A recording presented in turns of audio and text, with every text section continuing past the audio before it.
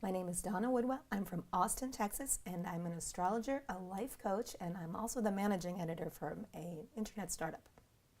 Welcome, Donna. Well, thank you for having me today. I'm really excited to have you here today. And yesterday we were hanging out at a mastermind. It was amazing. Did you have a good time? I learned so much during our time together that I have 5 pages of notes that I immediately went home and sent to my team.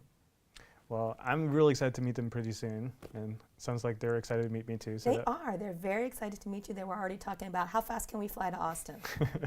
Because I know you run a remote company or you're part of do. one, Yeah. and that's always a big challenge. But I want to kind of go back in time just a little bit, because you've been following us for a long time. I have. And you're a single mother, you have kids, and life is challenging because you are a life coach, you are a managing editor for a big business, and you have other hobbies as well. Absolutely. So how do you do all that sort of stuff? Well, I do it with the help of Asian efficiency, quite frankly. And I first encountered you when I got a copy of OmniFocus, I'm going to say 2010. And I programmed it with my new little shiny iPad to kind of manage my to-do list after I had just gotten a divorce. And I was looking to expand it, and I didn't know how. And so when I was searching around on the internet, I stumbled across the OmniFocus Premium Post offer, and I thought, this is really interesting. And the more I read, the more impressed I was by the way you were thinking about things. Because it wasn't just, here, do this, do that, do this. It was the theory of why you should be doing things the way you need to do them. And that made me decide, okay, I'm going to not only upgrade my OmniFocus, but I'm going to buy this product and see how I can make it work for me, which was really a godsend before I could afford a personal assistant. It was like having a virtual personal assistant that I could take with me wherever I went to make sure that I stayed on tasks from day to day. How did it feel after going through our program and implementing it and having this personal assistant in your Well, life? it's enabled me to scale up myself, because there's no way I could manage working on 2 businesses and teaching for an organization simultaneously, plus my child, if I didn't have that in my life. So you freed me up to be able to continue to manage all those things without an incredible level of stress or feeling like I'm always behind on something, because I can see where all the pieces of my life are and figure out how to switch things around as my own circumstances change. And now that you're so busy, you have so many things going on, how do you now even keep up?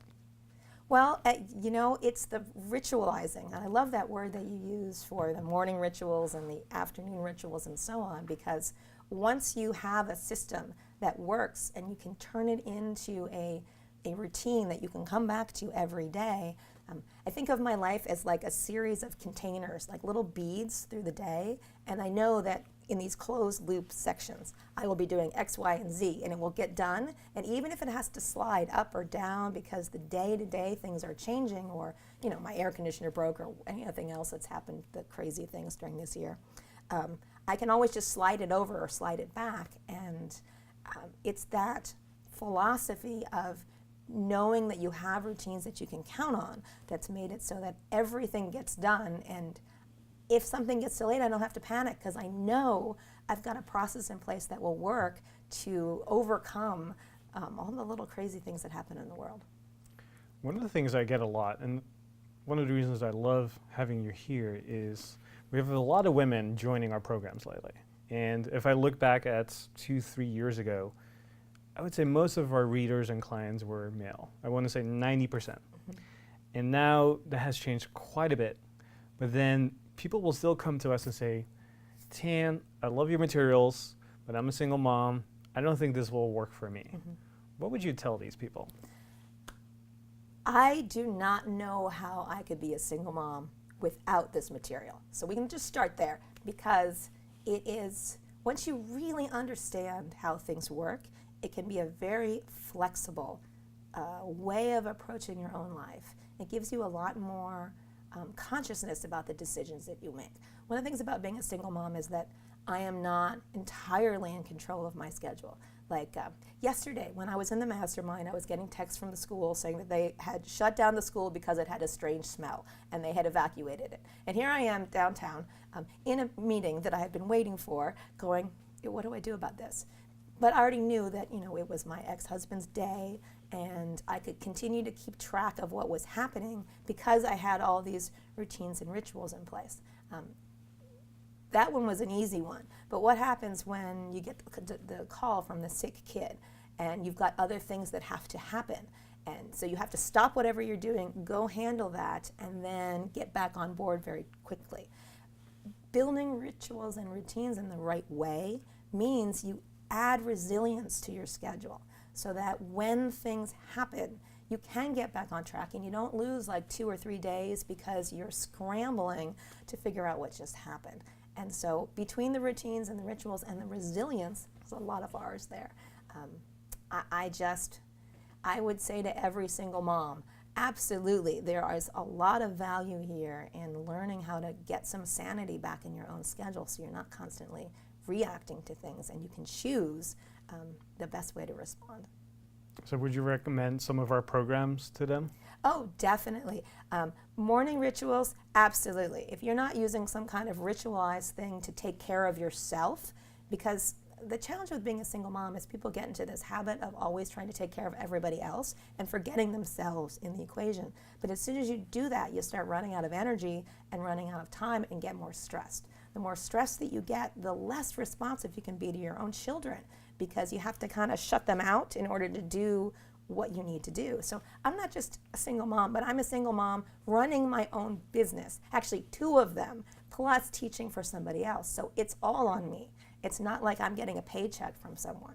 So I've had to learn how to create systems for everything, from managing the household to managing my own client base to making sure people can be as efficient as possible without having to. I've managed up until very recently to not have to get a personal assistant of my own, but I've gotten big enough so that's an easy thing to add to my equation because I was able to maximize all the moments, all the times, and not make myself completely exhausted in the process. I know you recently started working on a book. Yes. And I know that's writing a book. Even though I haven't written a book, I hang out with so many authors and people who want to write books. They tell me, Tan, don't ever start writing a book. It's the worst thing you will do because you will hate yourself. And I love the fact that one day I would love to write a book to share some of the ideas and messages that I have to change the world. But I also know it's a huge commitment. It is. And the fact that you're a single mom, you run multiple businesses, and you're writing a book right now. Yeah. Actually, I have the first draft done. How did you do it? I'm not sure I did it in the way that I would recommend to other people. So I actually took some time off from the Asian Efficiency Dojo because I realized I can write here or I can write the book. So I took 2 months.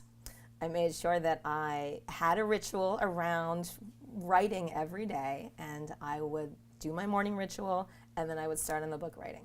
And for the first week, I think I literally tied myself to the chair so I could not wander around the house.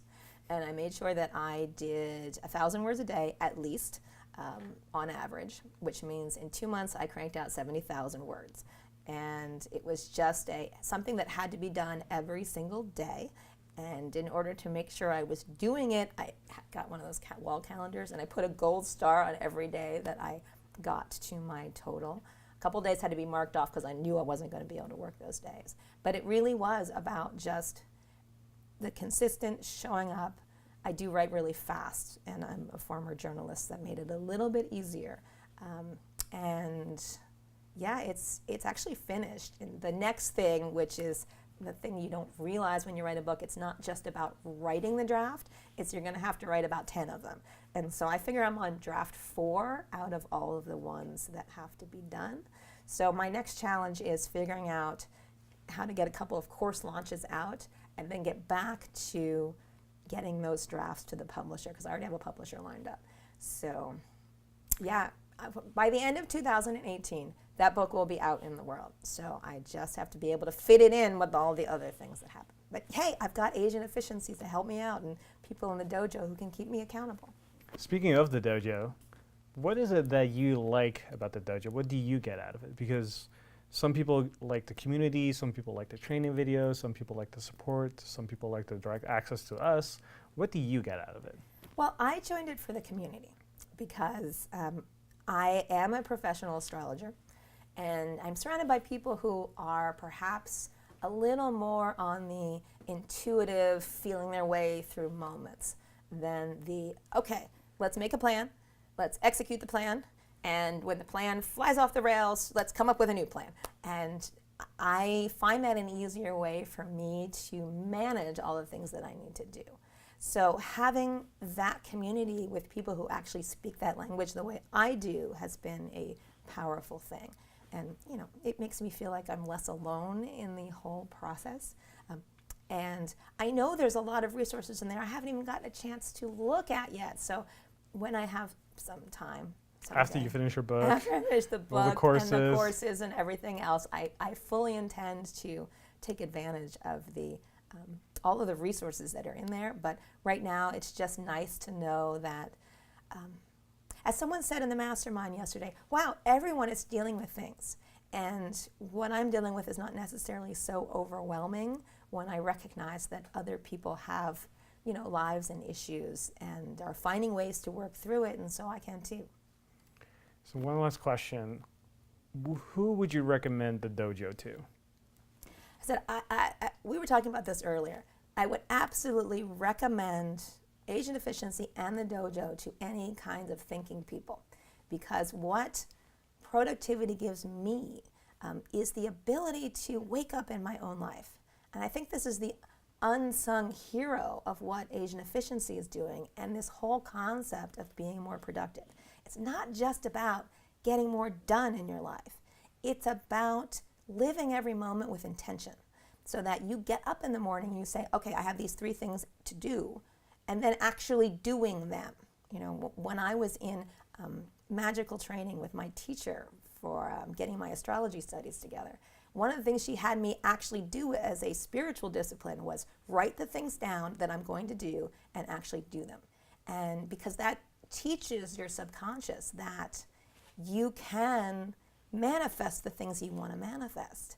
And if you're the type of person who's constantly feeling reacting to circumstances and you have no control, you are going to be incredibly stressed out, because we don't like it when we feel like we have no agency in what we're doing. And so changing to this mindset where you can tell yourself what you want to do and trust yourself that you're going to work through and actually do that, you're going to change your life in the deepest kind of way. And that's so important with where we are right now as a culture. You know as well as I do that we are overwhelmed with people who are trying to get our attention and offers and this and that and the other thing.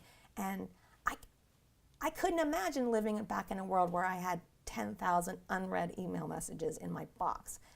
I love inbox zero. It makes my life free to not have to worry at the end of the day.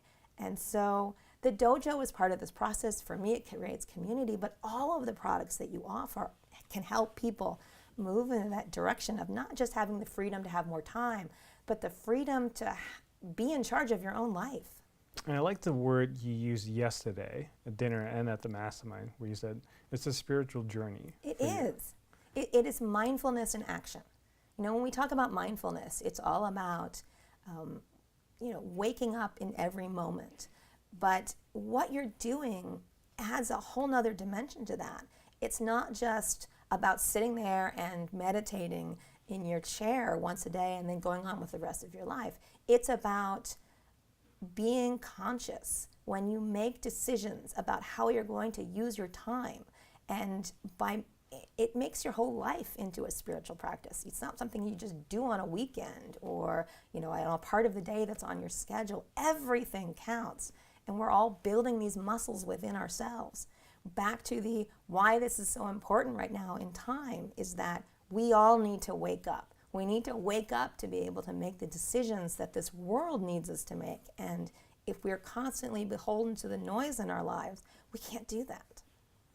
Donna, that was such an amazing story. And I really appreciate you being here and sharing your story. And I think it will inspire a lot of women in our audience. So thank you so much for being here today. You're very welcome. Thank you.